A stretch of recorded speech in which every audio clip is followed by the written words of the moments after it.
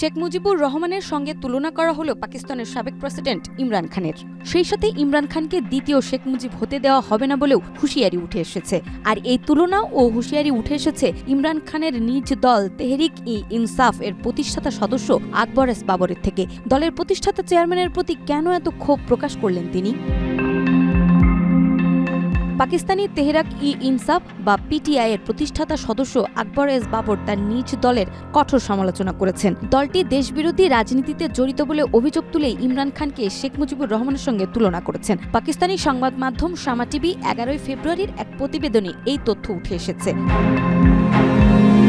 বাবর ইমরান খানের দেওয়া 6 দফা শেখ মুজিবুর রহমানের ঐতিহাসিক 6 দফার সঙ্গে তুলনা করেন। তিনি এই সময় সতর্ক করে বলেন, পিটিআই এর মধ্যে ক্ষমতার লড়াই 1971 সালের মতোই ভয়াবহ পরিণতির দিকে নিয়ে যেতে পারে। কিভাবে শেখ মুজিবের 6 দফা পূর্ব পাকিস্তানকে বিচ্ছিন্নতাবাদের দিকে পরিচালিত করেছিল তা স্মরণ করিয়ে দিয়ে তিনি বলেন, ইতিহাসের পুনরাবৃত্তি হওয়া উচিত নয়।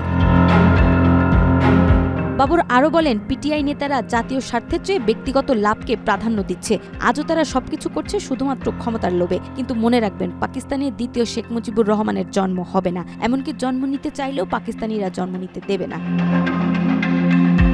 2022 সালের এপ্রিলে পার্লামেন্টে অনাস্থা ভোটে হেরে ক্ষমতাচ্যুত হওয়ার পর দেশটির রাজনীতিতে কঠিন সময় পার করছে ইমরান খান। মুসলিম লীগ নেতৃত্বাধীন বর্তমান সরকার এবং সামরিক এস্টাবলিশমেন্টের নানামুখী চাপে রয়েছে তার দল। ইমরান খান জেলে থাকায় তার দলের বিভক্তি দেখা দিয়েছে।